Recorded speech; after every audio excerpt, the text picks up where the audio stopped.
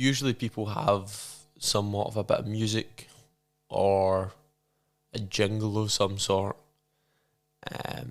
But if you're like me, more than anything, I hate the fucking jingle that starts a podcast. Actually, only thing worse than that is 7 minutes of ads at the start of a podcast. That's second to none. I much prefer it when people just get into it, so that's exactly what I'm going to do here. Need to stop saying M, but with episode 5 of the podcast, I interviewed my good friend Steeples. I will go into his introduction within the podcast, but we talked about a lot of things. It ranged from investment banking to mortgages to our propensity for risk to car crashes at race circuits to Patrick Bateman to all sorts of other shit. And it was a really interesting conversation.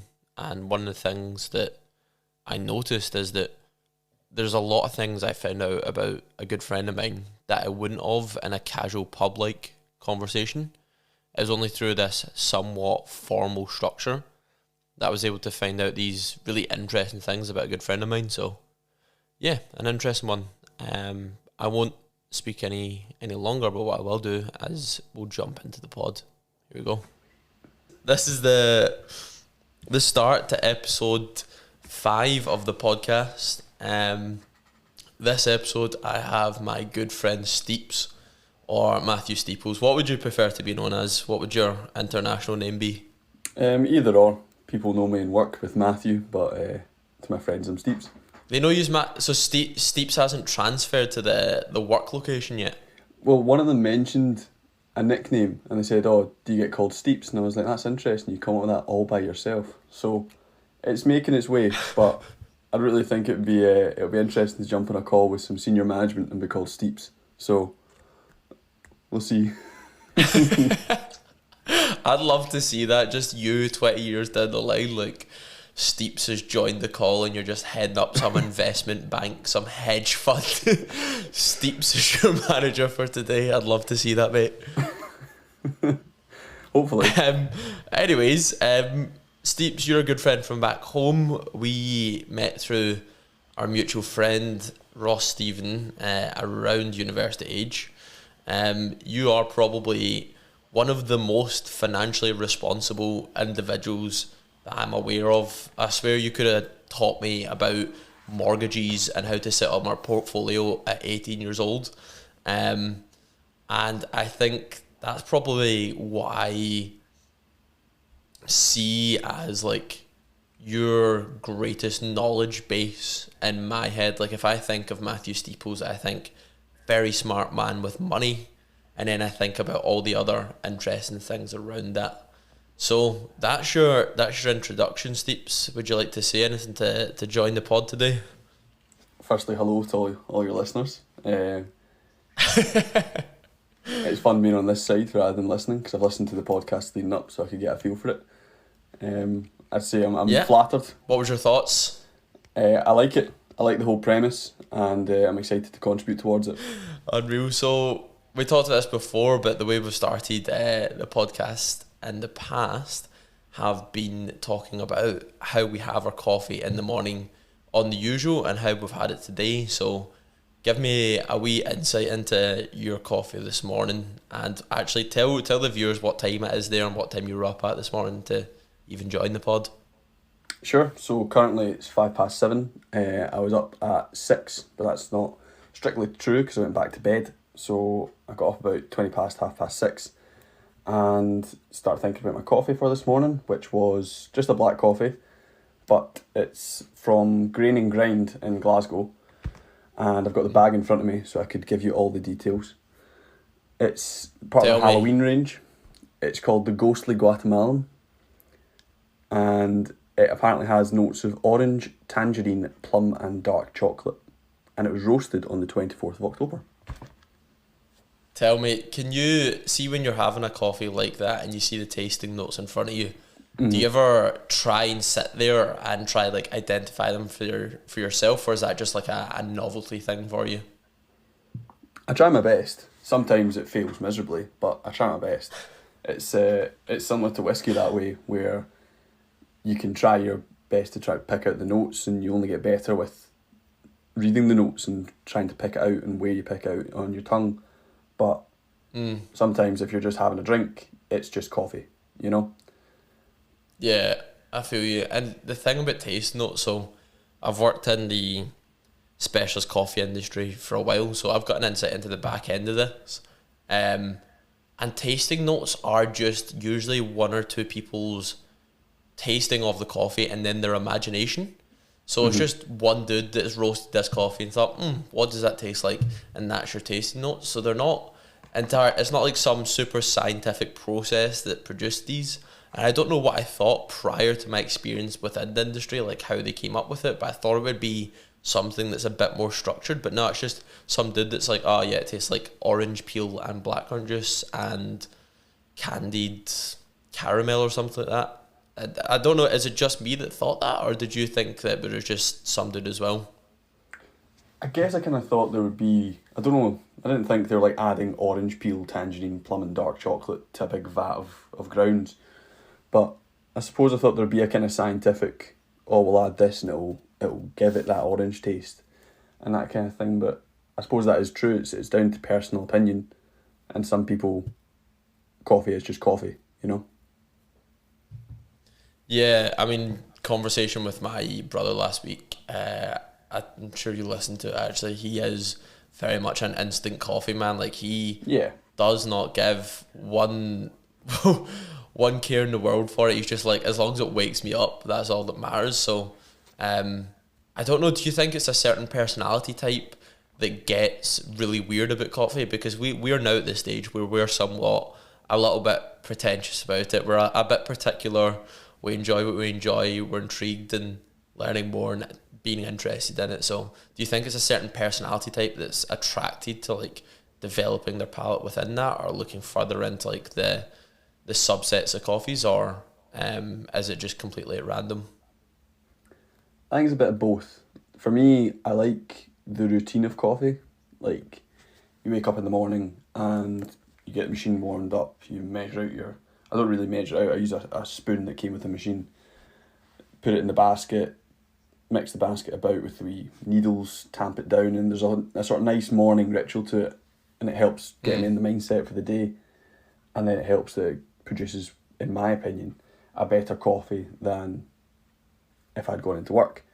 When I do go into work and I'm in the office early doors, I'll get a coffee from there, and they call it a Starbucks, but it's basically the same machining grounds that the Starbucks use.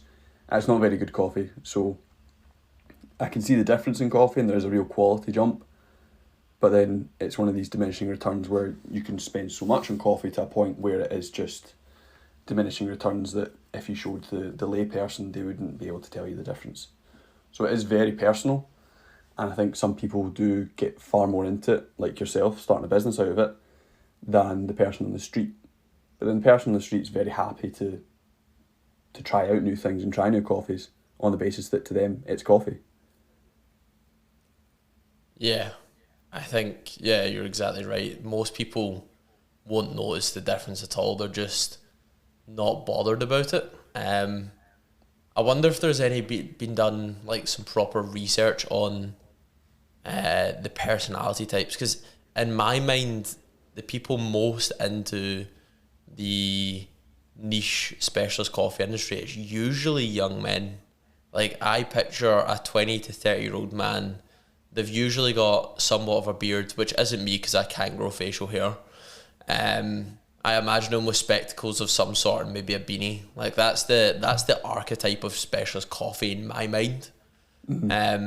I don't think of like a 50-year-old woman, but maybe it's just because specialist coffee, especially in Glasgow, is a thing of the past 5 or 10 years. I don't know if it was specialist coffee a thing before that. I mean, for me personally, specialist coffee was kind of reserved for that sort of pretentious elite small group. But I think I suppose this is the same story for a lot of stuff, with social media exploding in the way like TikTok has as well, where suddenly everything's accessible in a minute to 3 minutes. and people going through their coffee routines and taking questions in a pretty open way, it's opened it up to a lot of people. The demographics would be really interesting to see, but I have no idea, apart from anecdotal being to the grain and grind on in Kelvin Grove and seeing there's a very wide range of people there. So I think the adoption of coffee through specialists is getting better, but the specialists themselves are probably still fall widely into that with some outliers. Yeah, it's interesting that you say that. Just going back to one of the first things you just said there, that social media and seeing people having their own coffee routine has impacted the industry in a positive way, because people can see how they do it. And I think that's probably a good thing, because coffee in particular is one of those industries that is pretty, or has been pretty gatekeepy in the past. People were like very secretive about how they make coffee, and like even nowadays, like a lot of roasters are very secretive about what beans they use and stuff. So it's good that social media is impacting us in that way. But I don't have a relevant segue into this next section, Steve, so I'm not going to lie to you, mate. Straight to it. So upon looking at your LinkedIn profile, it says that you are a financial analyst. So my question to you, mate, whose finances are you analysing and why? It's a good question. So I work for a large bank holding company in Glasgow, international footprint, and when they take the title of finance analyst, it's incredibly wide. So it basically is meant to be a catch-all term that covers the whole of the finance department, and you're at analyst level. So you go analyst to associate to director, VP, executive director, managing director. So break it down, you're an analyst, level 1 in the finance department, and you get analysts in operations and analysts in tech. So that's how you break it down. What I do on a day-to-day basis, I'm actually a business analyst. So that's a term that's specific to project and agile environments. So my team essentially sits in the middle between technology developers and finance stakeholders and helps develop pieces of software and reporting tools for finance. So say for instance a new regulation comes in, so you'll remember from uni, Basel 3, the love of our lives back then, that came in, and we had to, or the firm would rather have to change the reporting to account for that, because it's simple to say, yeah, your weighting of certain assets has changed, and you say great on paper or on an Excel sheet, 15 to 20%, there's your number. But when you're reporting that as a team daily, you don't just do that. You have to put it through we call them calculation engines, which take all the firm's data, calculate the numbers appropriately, distribute it to the teams that need it. The teams that need it then have their own specialised tools that take that enriched data, put it through, do their own reporting on it, output it to whoever needs to see it. So there's a lot of back-end changes that happen when regulators change things, and our team helps deliver those changes from regulation into reality with the firm. And how big is your team that's working on these, and what sort of regulators are you working with? Is this people like the Financial Conduct Authority, or is it other kind of government bodies? Who is it exactly? Or is that something you can reveal, or is that something that's entirely confidential? There's certainly some stuff that's confidential, but I'll be open and tell you it's confidential. It's not confidential for me to not tell you. Yeah. Basically, my team individually is broken into squads, and in my squad we've got about 5 or so business analysts, and then we've got 6 or so developers, and then the stakeholders, you know, how long's a piece of string? There's people always coming to you asking for something. That's my squad. You then have multiple squads that make up what's called a fleet, and you could have as many squads as you like. So for us, it's difficult to say, but there's probably about 5 to 6 squads with roughly same numbers as us. But the fleet is the high level, this is what we want to do over the course of a year. And they break it down into each squad has its own objective and its own very specialised task. So by breaking it down to squads and tasks, each squad can accomplish their task, which then feeds up into the objective for the overall fleet. Okay, I got you. It's very militaristic. Squads Funny and you say fleets. that. It is. Like the it's terminology. When in reality, we're just Excel punching numbers in and having chats. It's I don't really know who came up with it, but they must have been pretty pleased with themselves or watched too many movies. I quite like it. It's very tech bro financy, the squads and fleets terminology for it. With this, right, so you talked about punching numbers into Excel sheets. How much of your role is automated through these algorithms, and how much is still relying on that like face-to-face interaction? So my role specifically is very reliant on person-to-person interaction. In my previous role, I was the person reporting, and a lot of it came through these automated pieces of software that you would download certain reports from and then add your own commentary based on it. So I used to be in a team that would look at the liquidity of the firm. Specifically, it's what's called an NSFR ratio, which is the net stable funding requirement, and it's basically how much liquid or how much certain types of assets you have to hold based on how many illiquid assets you have. And that was brought in post 2008 to try and stop banks going belly up. With that, I took reports out of these pieces of software, added commentary to them and sent them off to senior management who needed to see them. In that role, I didn't really have much in face-to-face interaction because I was at the very bottom doing the reports. In this role, I have meetings with our tech guys every day, apart from Fridays, because you do what's called a stand-up in Agile, where they tell you what they're working on, if there's any blockers, so if they can't do something, the reason for blockers, and tell you what they're going to work on then. And the whole point as a BA is you can take those blockers and say, okay, from my end, how can I unblock this? Is there someone that I know in my network that can help you with that? Or can I connect to developers that have areas of expertise to help each other? So in the current role, I've got meetings every day, and that's the way I like it. I prefer being able to talk to people. It's nice to be social, you know.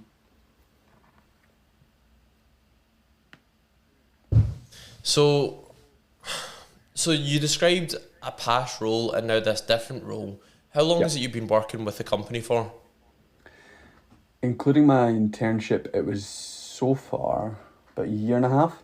You do a year in the grad role in one team, which is my previous team, and I've been in this current team for about 2 months. So I'm very much learning the ropes in this current role because it's wildly different. But you know, every day is a learning day. And is it one of those roles where you do 3 months in one department, 3 months in another department, 3 months in another, or is it you do this role for a certain amount of years and then you move up that previously mentioned hierarchy that you were talking about just 5 minutes ago? Spot on. So I have completed my only rotation, and then I'll stay in this team. It's my kind of forever home unless I choose to move. And then, just move up the hierarchy and hope I get promoted. Okay. And is that the goal? What's the mission here? Is it you're in it for the long term, try to work up that hierarchy? Or is it taking the learnings from this and applying it to a project of your own? Well, I know I'll definitely be in this business for at least 4 or 5 years because I'm currently doing an accountancy qualification, which is part of the sort of terms and conditions of getting the job. You have to go through this qualification, which is 13 exams. I was exempt from 1, I've done 2. So I'm currently studying towards corporate and business law, which I'll sit in March. So I estimate I'll be done in 4-ish years, 5 if I want to take it at my own pace. And by that point I'll have worked and gained quite a bit of knowledge. If you're to ask where kind of I see myself in my perfect head, I would love to be in motorsport in some capacity. Ooh, quite often I've gone interesting. on Tell to, me more. yeah, quite often I've gone into LinkedIn and looked on F1 pages and looked to see who their finance director is and thought, I wonder if one day I can be the finance director. I just love motorsport in any capacity. If you stick an engine and some wheels on it, you're bound to get some amount of fun. It's just been a kind of natural progression, and for last Christmas I was lucky enough to get a season ticket to Knockhill, which is the racing circuit up just north of Edinburgh. And they have an amazing calendar every year with stuff like the touring cars, which tour the country. This year they had Caterhams, which, if your listeners don't know, are awesome. They are so cool. They're really low slung, a lot of power, not much weight, so they go flying, and really good racing. But they do stuff like that and rallying around the circuit. So I love to go up and watch it, and I take my camera up and incorporate my passion for photography into motorsport through automotive photography. And that's where I'd love, in my ideal world, to earn all the money I need to earn to be comfortable in life and happy, but working in motorsport, being as close to the action in these cars as I can be. That's unreal. I never knew that was such a passion of yours, and you've actually answered one of my questions that I was going to delve into, which is what you're passionate about. Me and my brother and my dad used to go up to Knockhill when we were younger, and watch the races all the time. And I've got pictures of me like touching a Ferraris when I was 6 years old with a little red hat on. Like, brilliant. That's a nostalgic memory for me. I'm assuming you've got a bit more of an appreciation for cars than I do. You're probably somewhat similar to my brother. He's obsessed with it. He was always reading the Top Gear magazines, but anytime I was up there, I was just hoping for a crash. That was my entertainment for Knockhill. It was like, will we see a crash? Is it a good day? Those were two congruent questions. But I'm assuming you're actually there for the racing more so than the crashing. I mean, in all honesty, I'm there for the motorsport. Like, whatever happens, great. I have to agree, it's kind of morbid, but when there's a crash, there's certainly a bit of excitement. You know. I mean, we've got to be honest for ourselves. Like, we're it's humans. Exciting. You see a crash. That's and you're part like, of it. Oh my god. I'll tell you the best crash I've seen at Knockhill. I say the best. Everyone walked away absolutely fine. The only thing that didn't walk away fine was the guy's bank account, because it was a Porsche Carrera that he crashed. Because it was on the touring cars and they all line up and there's about 20 Porsches on the grid. And everyone got a good start apart from this one guy in the middle of the grid who stalled. And the problem is, when you see the video clip, all these Porsches are racing away and some of them are getting out of the way of him, until you see the back markers, sort of 1920, who are at that point, they're probably about 100 miles an hour. And all of a sudden, a space opens up and there's a Porsche sat there, not moving. And they're going about 100 miles an hour, God. bang, straight into the back of them. And that then takes out like 3 or 4 others. And these cars cost like 120 to 150 grand. These are personal cars? These are their personal vehicles? So in this one, it was a series. So they buy it themselves, but they have lots of sponsors. But with motorsport, it really is up to financing and how many sponsors can you get. So there's an example of a racer called Hannah Chapman, who we'd watched last season, had quite a nasty crash in her Mini. And it was a crash to the degree that she actually had to put out requests for extra sponsorship and put out extra packages because the Mini needed rebuilt.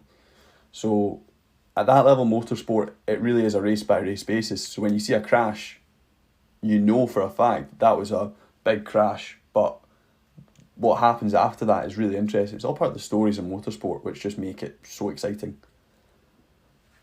Yeah, this is something that I never knew about at all. And so I guess one of the biggest things that brought people into like being interested, I mean, you're probably further back than this, but the Drive to Survive on Netflix. I think. Oh yeah. Come on, people before that weren't remotely interested in F1, and then that series come out, and like 90% of your mates are now F1 fans. Oh, definitely. I've loved it for that, because people that never would have spoken about F1 suddenly are wanting to chat about F1, which is great. It's an interesting one, because there is some controversy around it about the audio clips they use. So using clips from certain races over other races to increase the drama of it. But that's just the nature of the beast. When you get sort of a large presence in F1, people are wanting to watch entertainment and drama, so they get given entertainment and drama. So it's a great thing, because you get to see access to drivers and teams that you never would have got before, ever. But you just have to sort of temper it with thinking there's a wee bit of artistic license there. Okay, that's something I found really interesting. I only ended up watching 2 episodes of this, but I remember watching it and thinking, like, there's no way that it's this dramatic all the time. Like, the drivers were so bratty, and there was these personal beefs going on, almost as if it was a cartoon or something. Like, I couldn't picture that as reality. I was like, there's so much money in this. This is a worldwide sport that people watch, but these people are behaving as if they're in some sort of like BBC drama. I just couldn't believe it. Do you think that actual motorsports, say for example you were to go in as a financial manager of like one of the teams in one of the companies, that the people you worked with would actually be like that, or do you think it would be a lot less dramatic and more normal than it's portrayed on TV? I think in the finance department it would be pretty chilled out. Unless you're Red Bull. I don't know if you've seen the controversies of them and their cost cap. So they went over the cost cap, which was big controversy, because they introduced basically similar to football's financial fair play, where you can only spend a certain amount in a year, and Red Bull went over that by, I think it was about between $500,000 to $1 million, but it was on things that weren't development, so there's big controversies and they got fined for it and all that. So if you went into the Red Bull finance department, it's probably pretty dramatic just now. But in reality, it would be kind of just a day-to-day job with the motorsport coming through, because that's what you're working on. It's interesting you say, because there's definitely beefs in F1. Like, there's beefs within it? Oh yeah, like if you look at the drivers, yeah, they can be quite bratty on Drive to Survive, but that doesn't come from nowhere. If you look at like Hamilton and Verstappen last year, that was a tense season. You know, they were at each other's throats on equal points going into the last race. Both had been in crashes with each other the whole season. Or if you look at Hamilton and Nico Rosberg, I think it was in 2016, they were again at each other's throats to the point where Nico Rosberg beat Hamilton, won the championship, and then retired. Because he had to basically take the whole time away from his family and his life and put all his energy into this one season. And afterwards he was like, nah, done, retiring, I'm going to be a pundit. And then Hamilton went on to win everything else. Unreal. Who was the guy that retired? What age was he? Nico Rosberg. I couldn't tell you the age, but I just know it was an intense season. Okay. So would you be coming from a finance department of one of these major firms? Do you think you would be the level cool head coming into this wild west of motorsports? Or how much would you get involved in that chaos as well? I think it would definitely help having come from the sort of financial services banking background, because you would be coming into an industry with a lot of really strict controls. Given the new cost cap that's been introduced, every penny has to be accounted for. So coming from that kind of detail-oriented background would definitely be a benefit. I do think there would be a degree of separation, because ultimately it's the finance department of this very exciting thing. So it's not as if you're sitting at your desk balancing the books and you've got an F1 car screaming past you, you know. They'll be off racing in Bahrain or Monaco, and you'd be back in, I think most of them are based out of Milton Keynes, in the office working away. It's mostly, I would want to be involved with it because it's as close as I could get in my current capacity. Like, I'm not going to be an F1 driver. I would love to be, but I don't have the I would need to go back in time, basically, and acquire lots of money and get into go-karts. So the closest I can get to it is through my career, and hoping that finance kind of takes me on that path. But who knows, maybe in a year I could sit back and say, do you know what, I'm happy just to see it on the big screen, or maybe hopefully one day in person.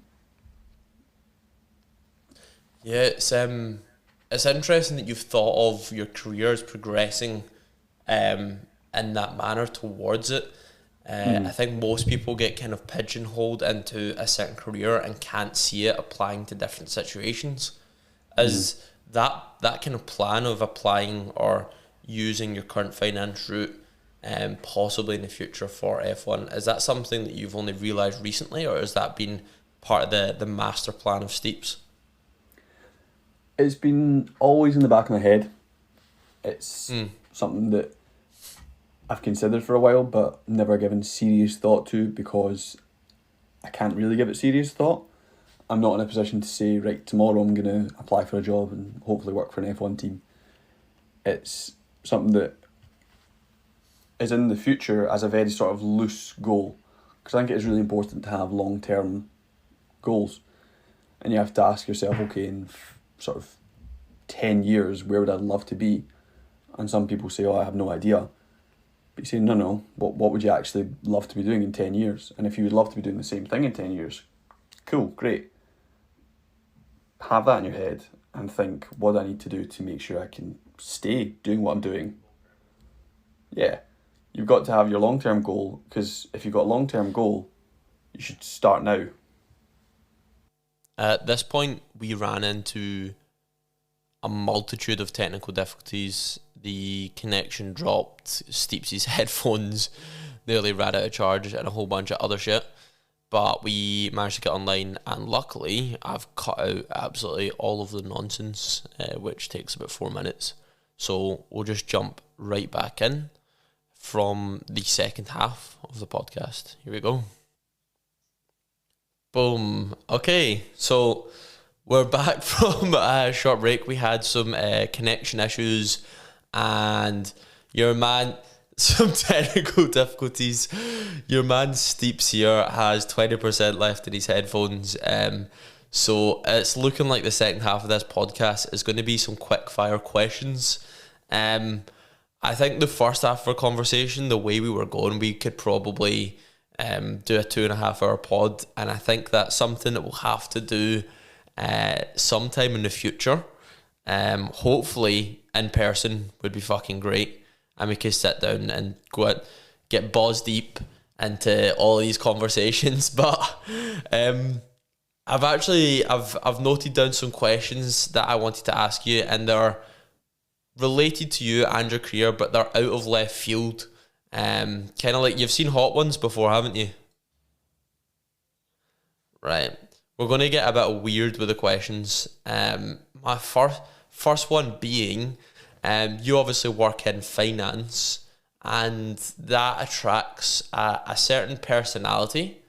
I know you personally, you're a lovely person, you're a great man, but is there any Patrick Batemans in the office? Is there any fucking sociopaths that you're like, I'll maybe fucking curve left at that cunt? You won't find them in our office. The kind of person you're describing wouldn't be attracted to our line of work. So we're sort of support functions. We're what's known as a cost centre. So we don't make any profit for the firm.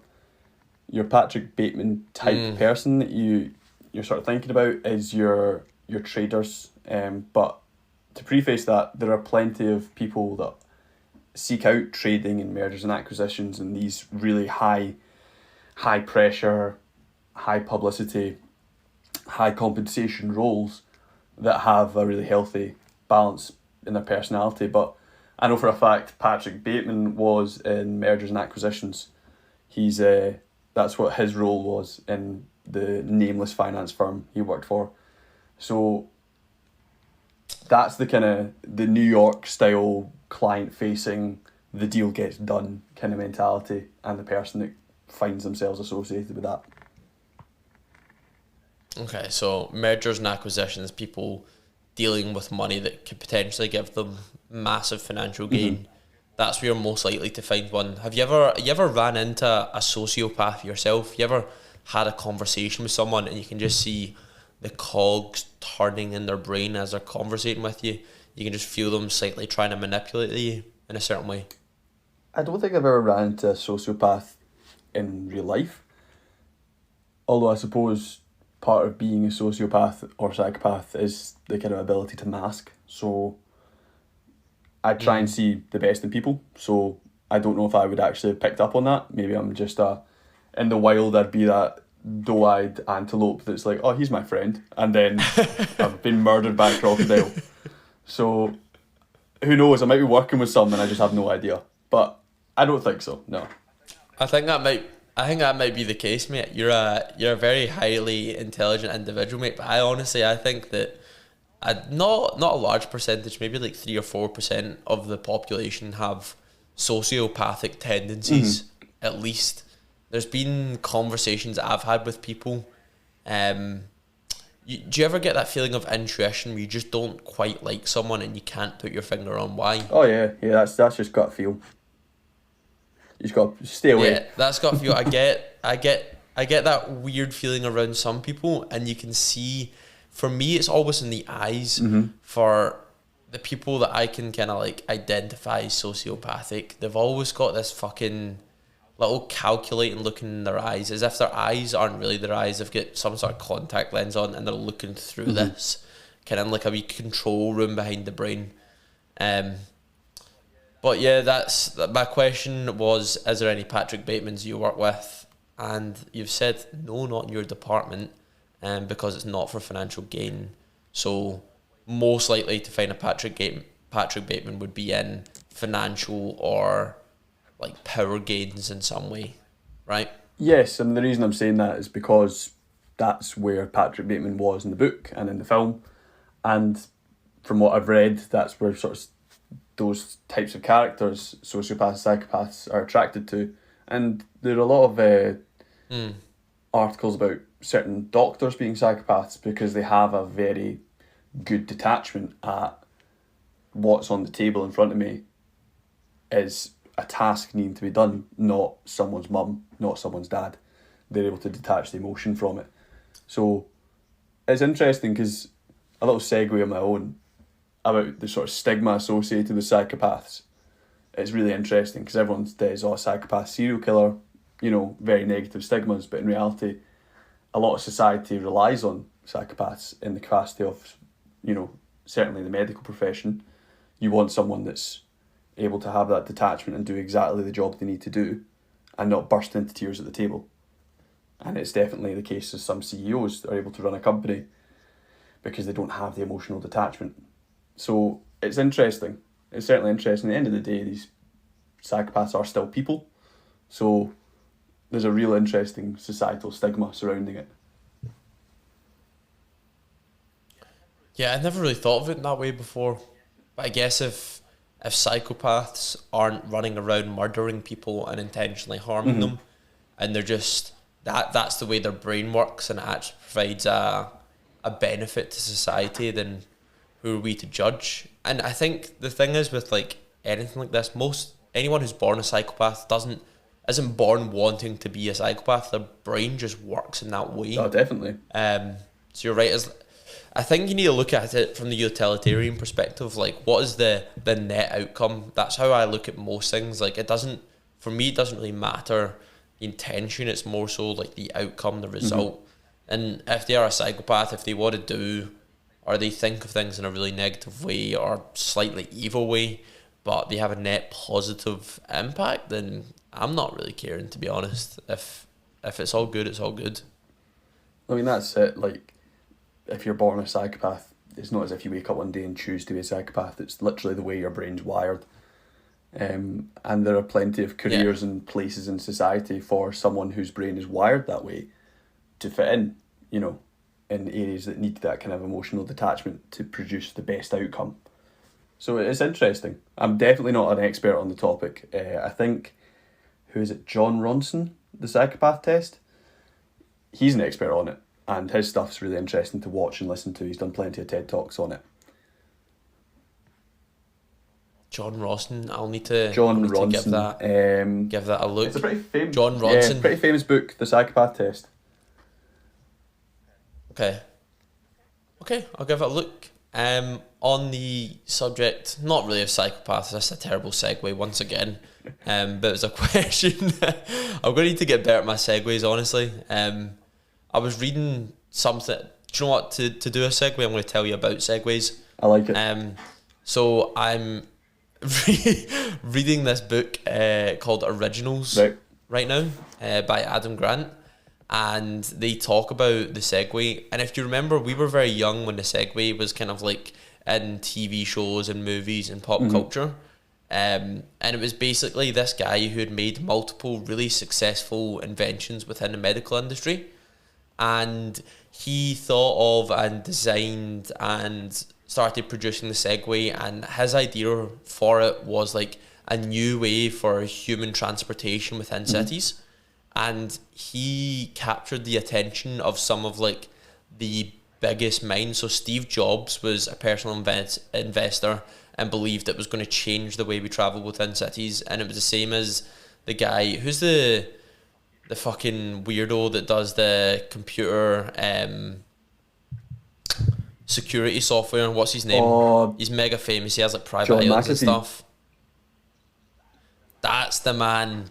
So him, Steve Jobs, I think Bill Gates as well, they were all personally invested because it was this amazing investor.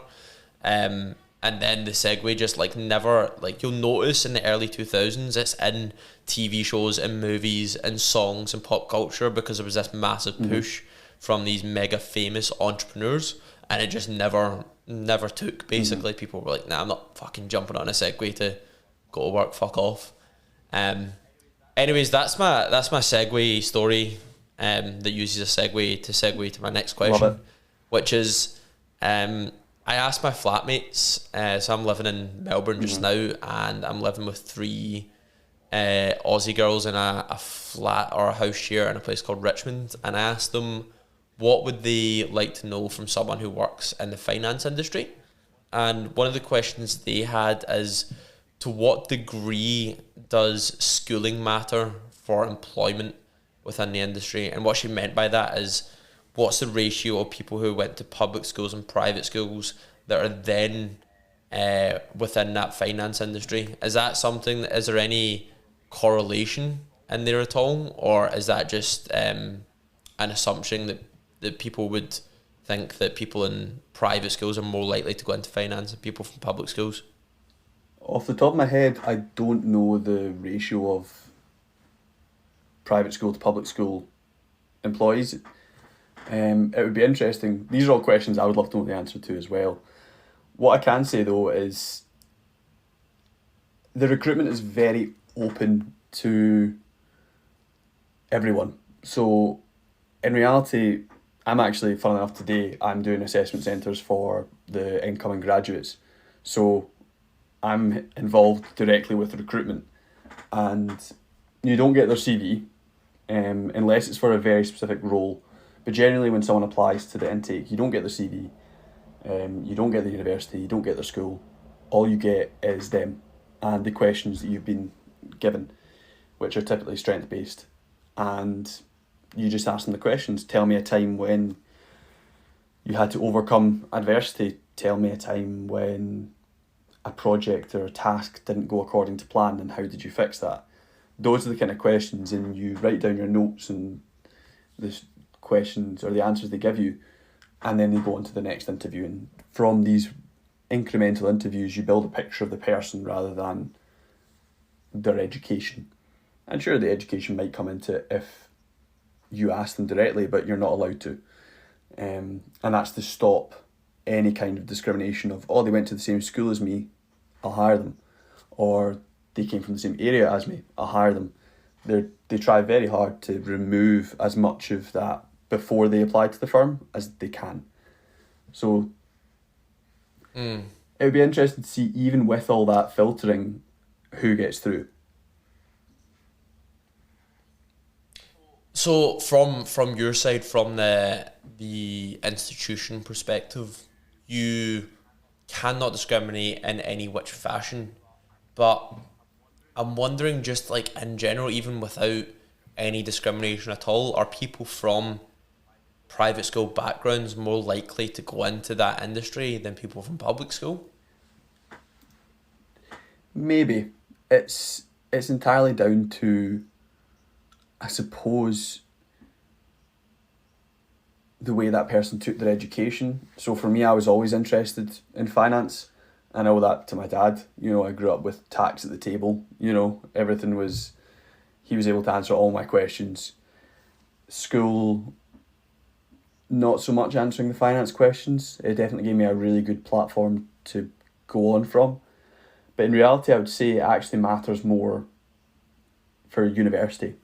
So the uni we went to was heavily poached by the firm. They would come in, and I think you remember, they'd come in and, you know, 1 in every 3 lectures, there would be someone there before saying, oh, apply to the programme. And that's where a lot of people come through. And you see that in the how did you hear about us section.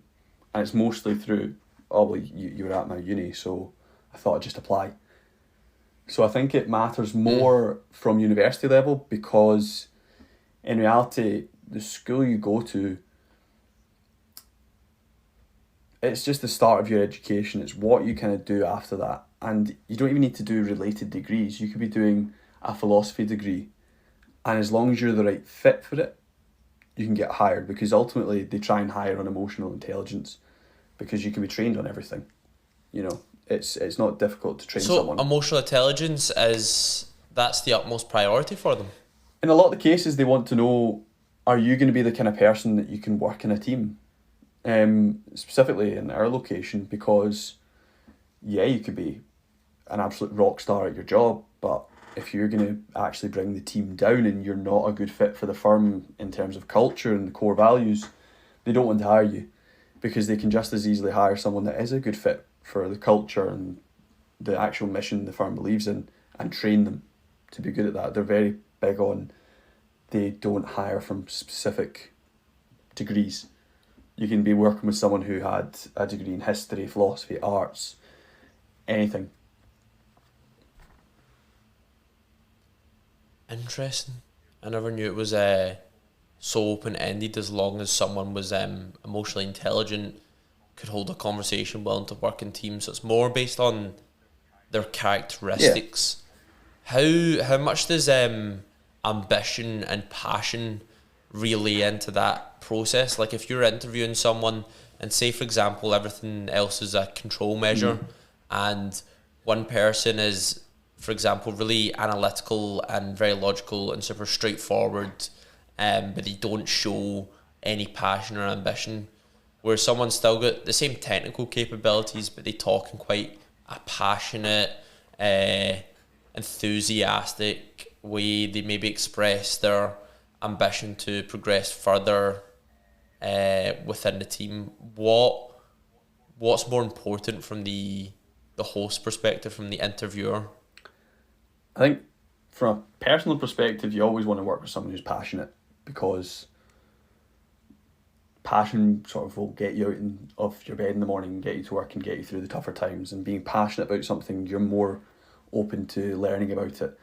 You know, and I think everyone will know they've had subjects in school or university, but that they just weren't passionate about, and it became a drag. So French for me, me and my Nat 4 certificate for French, I wasn't passionate about it. Oui. Oh, it was it wasn't a passion project of mine, and it really started to grate on me the wrong way, and I completely checked out mentally.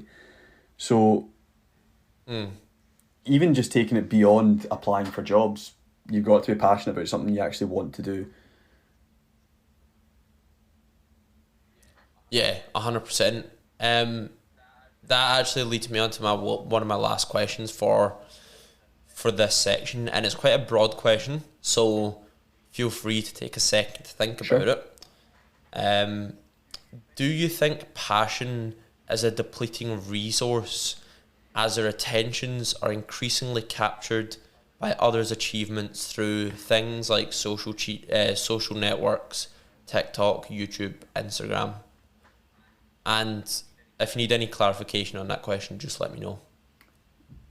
Okay, so my understanding of that is that is passion sort of diminishing as you compare yourselves to others' achievements in the same field and sort of compare yourself? Is that, have I understood that right? Not quite. So not just in the fact that you're comparing to these ultra successful people, because that tends to be what's shown on YouTube and Sure. TikTok and Instagram. But just the fact that it's distracting you from your own life. It's ultimately how I look at it, is like social media and these things, like a lot of like YouTube shorts and stuff, it's almost a sedation, and that it provides you with that entertainment and kind of living vicariously through them. So I think that people are less passionate these days than they were 30 years ago, because they've got that kind of gratification from social media and from these other figures. But I'm just wondering if it's just me that's noticed it, or what your thoughts are on that statement in general. Right, I think I've got it, and I would agree to an extent. So I do think that with social media going from a shift of sharing to short form, immediate gratification content, you are constantly being exposed to that cycle of new video gratification, especially with stuff like TikTok, where you literally swipe and it's a brand new topic, brand new video. Because you can spend hours, and I have done, I'm absolutely guilty of it, where you sit and you swipe through TikTok and all of a sudden, hour and a half, 2 hours has passed, and you thought, well, what did I actually do with that time? And you sat on TikTok and you watched some funny videos, but in reality you can't actually remember it.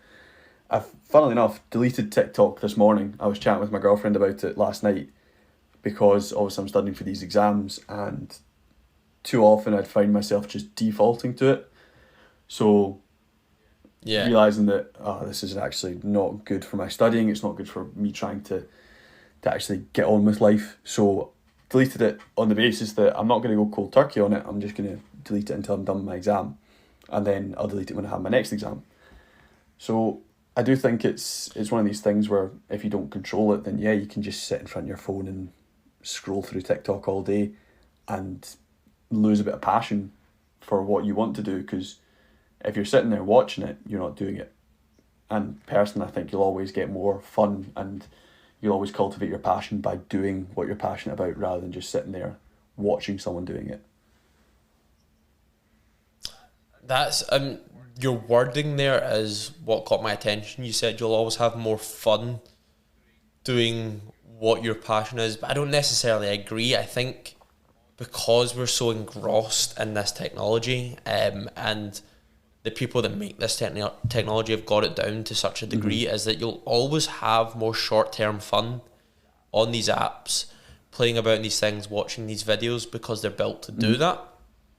But that takes away from like that long-term fulfillment of actually achieving your goals.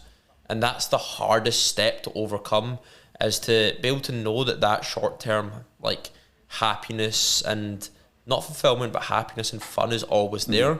And being able to kind of put that aside for a second and say, no, like I'm actually going to achieve something that's going to fulfill me, because it could happen. I'm not saying for you, but like for a lot of people, they could be sitting there for 4 or 5 or 6 or 10 years going through that cycle of watching YouTube and TikTok every night, and then they'll get 10 years down the line, they'll realise that they've never done anything long term for themselves. And I just find that such a worrying thing to think about, is that 40 years ago people would think, oh, I'll start a band and I'll be in it for the next 5 or 10 years, or as you said, you want to be in finance for the next 5 years and then be in the motorsport industry for the next 20 or 30.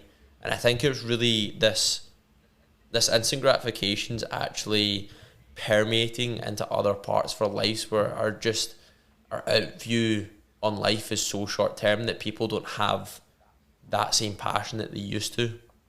And this has become less of a question, more of a monologue on my part, so I apologise for that, but it was just a thought that was going through my head, and you seemed like the right type of person to have a discussion about it with.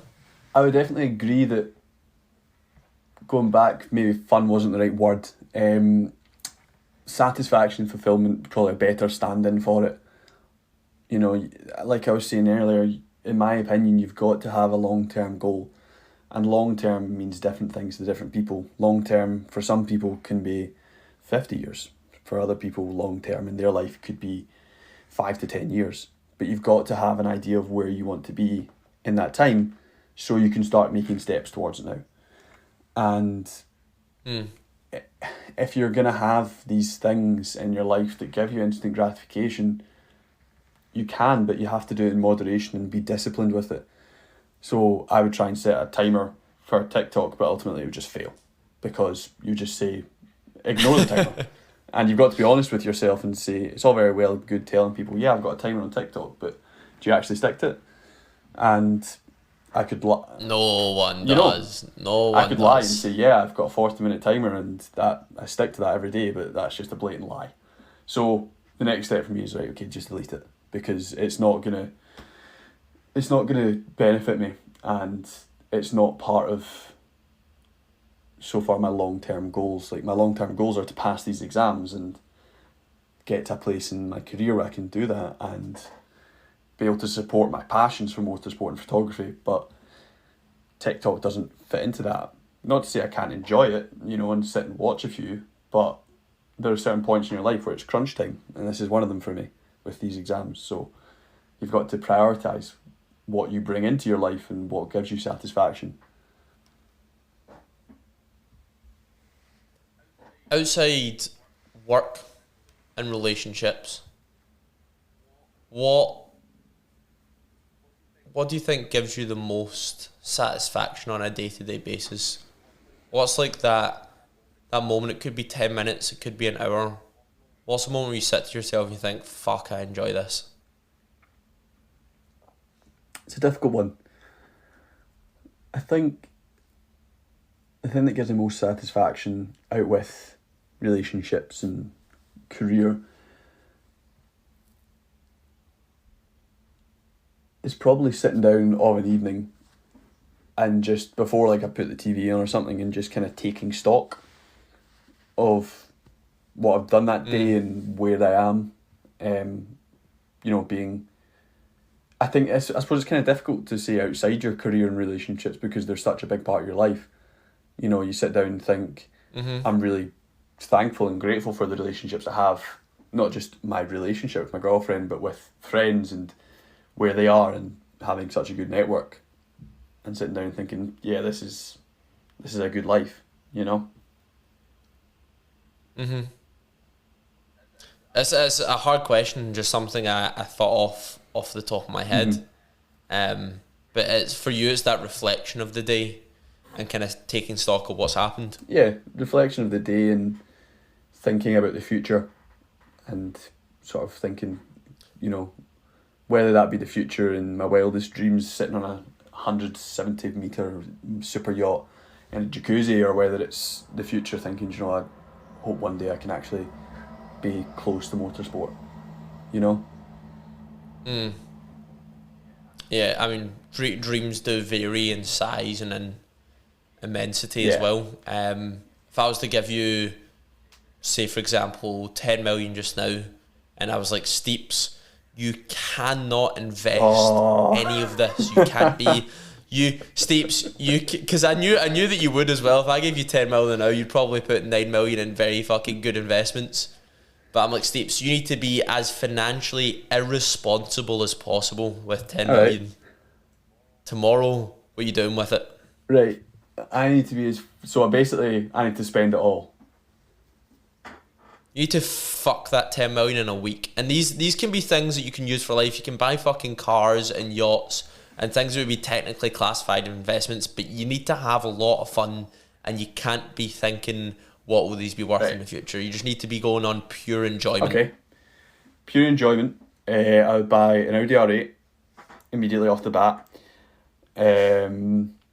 I would what next? If I was wanting to just get rid of it, apart from that, ideally, plenty of holidays. And then, do you know what? I would actually, if I had 10 million and I had to spend it, I would actually love to sponsor a small racing team. I think that would be unreal, because you're then immediately you're in the story. And you're sponsoring this team. You'd run around with the cap on some F2 league. You're running around fucking supporting them, sponsoring them, making it happen, really just being fucking right there in the thick of it. I think that would be a lot of fun. I mean, you'd be straight into that world of sponsoring teams and being in the paddock with the drivers, and you'd have an intimate knowledge of it. And also, 10 million's a kind of a drop in the water when you get into the big racing leagues, so it would be a great way to just see it gone in an afternoon, you know. Yes, absolutely fuck all in comparison to them, but probably their catering costs, you know, they spend 10 million on burger patties. Absolutely. Just on the topic of like F1 and F2, I don't know if I mentioned this in a past pod as well, but there's actually a racing driver out there called Liam Lawson as well. Yeah, I've seen that, and I've said it a few times. It's quite cool. Do you know what I mean? It's heartbreaking stuff. Getting to fucking 23 years old and then finding someone that's 4 years your prior and much more famous, much more successful.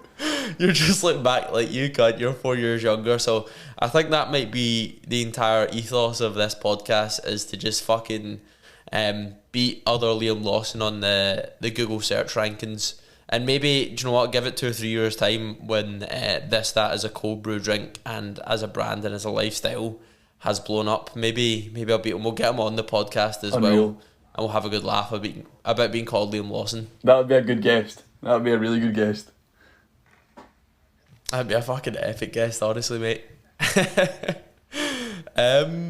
I have 2 last questions for you, and I think we will call it off there. Before doing hopefully a 2.5, 3 hour podcast in person at some point in the future. Ideal. As a catch up. So my second to last question, as we've finished the other podcasts, we talk about character and self-development somewhat. So my first question for you is, what characteristic do you admire most about other people? Good question.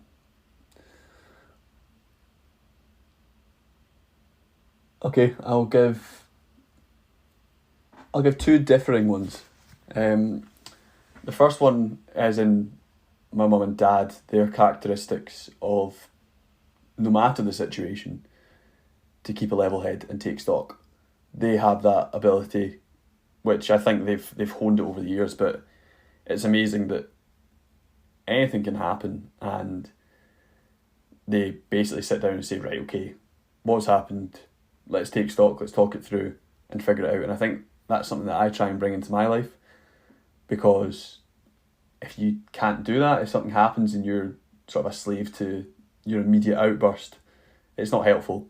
You've got to be able to think critically about what's happened. But on the flip side of that, something that I admire, I think you're the person that I've seen it the most in, is the ability to take risks. There are people in my life that have taken risks, but at our age, I think it's you, because you've gone out and you started more businesses than most people ever probably work for in their lives. And don't know if that's a good or a bad thing, mate, but I appreciate it. It's taking risks, and it's seeing what you're about.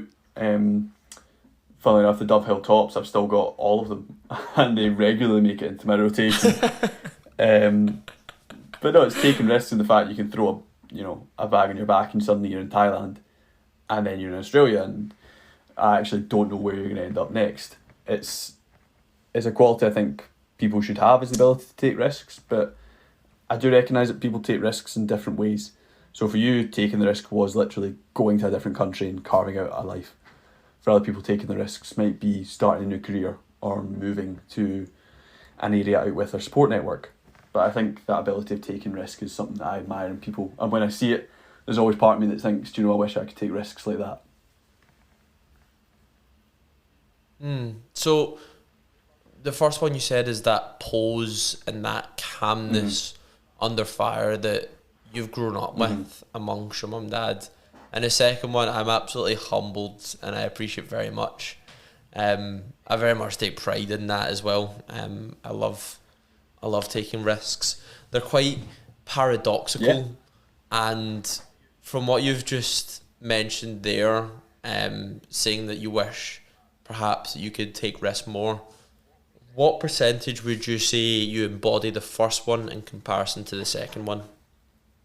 I think I embody the first one probably 80% in risk taking, the 20%, but the level of risk taking is probably different. So the risks would be, for instance, probably going out and buying a flat, because that's a big risk that I actually have no money at the end of the month. It's also the situation I find myself in now, is every month is a budgeting month, and figuring out what you actually got at the end of the month. But it's a risk, and I saw the reward and thought, yeah, I'd like to do that. Other risks, just trying to put yourself first is a risk for me, because I like to be a people pleaser and I like to try and get outcomes that please other people. So for me, put myself first is a risk, because there's the risk that you don't please people. But that's something that personally I'm working on, is trying to make sure that it's okay for me to say, yeah, you can do what you want to do, you know?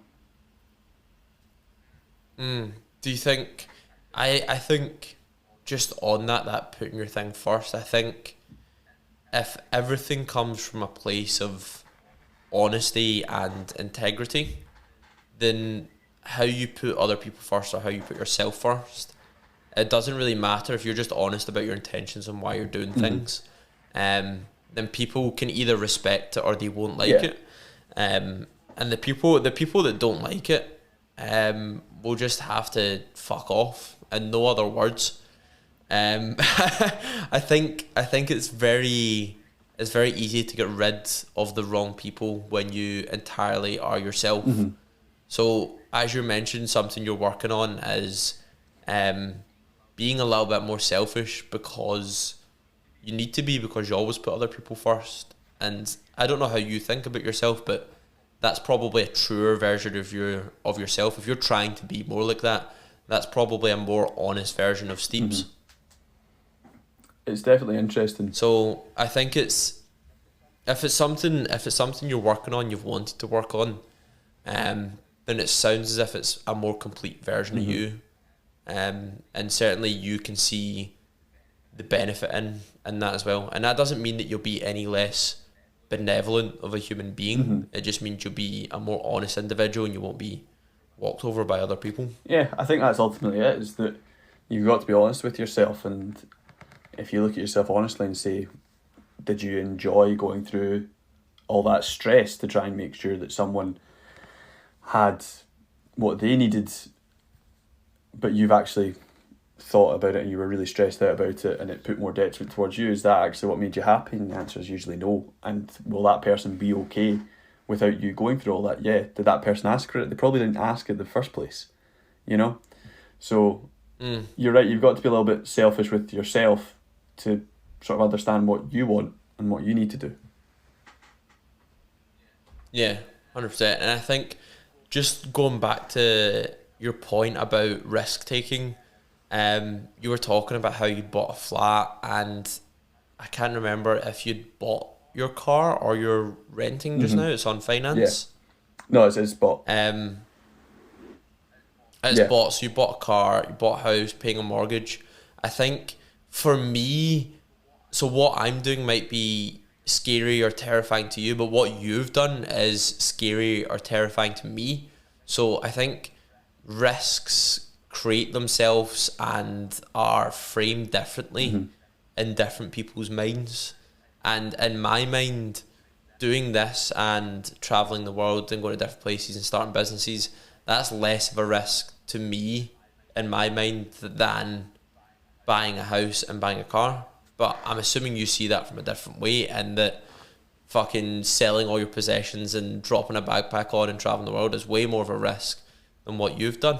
Am I right in saying that? I think you're right, and in the spirit of transparency, which I've picked up as one of the themes of this pod, the car was a sort of split one, largely paid for by my parents as a gift, and then I put money towards it as well, just in the full spirit of transparency, so people aren't listening thinking, what's going on.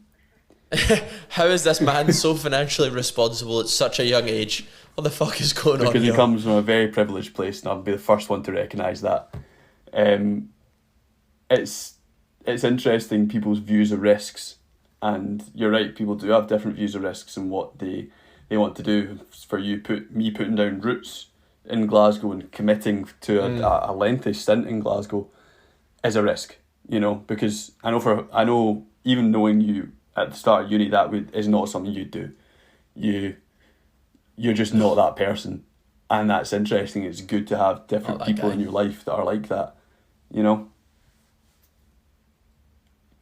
Yeah, entirely. And I think one thing about our relationship is we are, in no other terms, very different people in how we approach things, but there's always been, at least on my side, a very, very high level of respect and admiration, and that I respect and admire you a lot. And it's weird how we can have such different kind of outlooks on things, but kind of have that commonality that makes us so congruent as friends and human beings.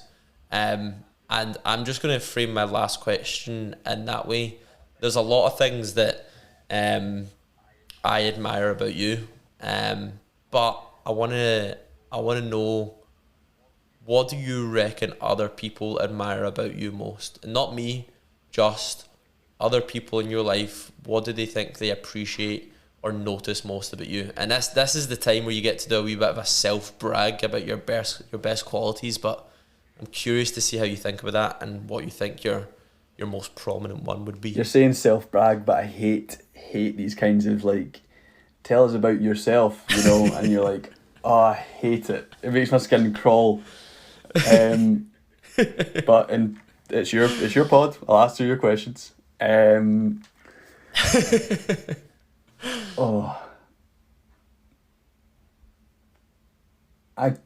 try my best to be as dependable as I can for people, and I'd like to think that's something they admire. You would need to do some kind of survey of my family and friends to figure out what they actually admire about me, if anything. I think the thing I try and be is a constant for people. So simple stuff like saying you're going to turn up on time and turning up on time or turning up early. Trying to be that dependable person that people know what they're going to get and there's no real surprises with it, and trying to be a kind of pillar for people that are in my close circle. And there will be people that probably listen to that know me vaguely thinking that's absolute bollocks, but for people that are in sort of my close circle, I try and be that. And it's a difficult question and I can feel myself rambling. No, mate, you've said it, and in my words, I would say I've always looked at you as a character of integrity and a principled person as well. And I think that comes through in being there on time and being dependable and doing what you say you do. Like, if you say you're going to do something, you always do it. If you agree to something, you'll do it. And that comes from a place of integrity. There's never any lies or deceit or anything. So I did really enjoy making you squirm there. A wee bit of self-love, mate. But I think that's something I'm going to have to introduce more often to the later podcast episodes, is making people squirm about appreciating themselves in somewhat of a way. Because I think that's the hardest to do. Oh, it's difficult. It's difficult to look at yourself in the mirror and say what makes you a good person, and you've got to then sit and justify to yourself what makes you a good person. You're always your own worst critic. Oh, yeah. Like, always. It's just a fact of being human, is you're not going to look at yourself and view yourself. If you could take yourself and duplicate yourself you would look at that duplicated version of yourself and think, oh, that's an amazing person, they get these qualities and that, and they're a good person. But you're never able to do that just looking at yourself. It's a really interesting way to think about it. But yeah, mate, that's the structure of the normal podcast finished. But I want to keep you on for one last thing. So the pod is very much a work in progress, and the idea right now is to get to 10 episodes by experimenting with different structures. And I'm sure you heard with Dylan it was very structured, and then with my brother it was complete nonsense where we talked about pretty much everything and anything. I feel as if this one has been a bit of a mixture of both. We've had some structure, but we've also had some interesting caveats as well. One of my ideas for the future of the podcast is that we get interesting figures from specific niche areas. And what we do is a mixture between a podcast and like a mini doc. So say, for example, there's someone that is a snowboarding instructor. What we'll do is we'll record a podcast with them, but we'll also go to that specific person's area of work, and we'll film that mini documentary and then integrate that into the podcast. So you have a podcast that works by itself on Spotify, but on YouTube you'll have that longer term with the camera angles of the people in a room talking in a normal podcast setting, but it also integrates that documentary as well. Because I've not seen that done in a podcast format before, so it's just something that I've fucking put in a ball of paper mache, threw at the wall, and I'm curious to hear people's thoughts. And if anyone's listening, fucking drop me a message with your thoughts as well. But first impressions, good and bad, tell me. I like the idea of bringing an extra element to it, because it's difficult when you're listening to stuff. You think, I wonder what that looks like, or I wonder what they look like. So bringing in the visual element, definitely. I like the idea of it being, again, that kind of accompaniment to it. You can make it dead artsy and make it essentially, I don't know, like an hour and a half of not quite B-roll, but just filming them doing their daily lives. Like if it was a snowboard instructor, them teaching a group or doing snowboard tricks, and just have it as an accompanying thing. Or if you're wanting to make it really focused and have it film the interview, that's also good. But I do support the adding video into it. Yeah, sick.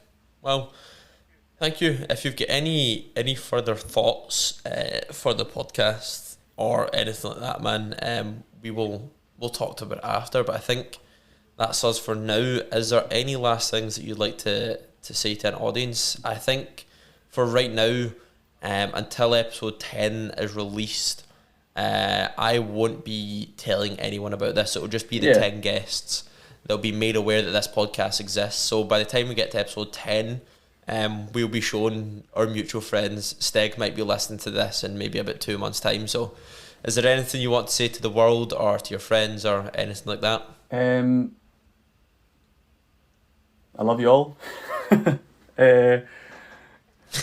really it. I mean, the people that are listening, hope they continue to support the podcast and know that this just is exactly a Liam Lawson thing.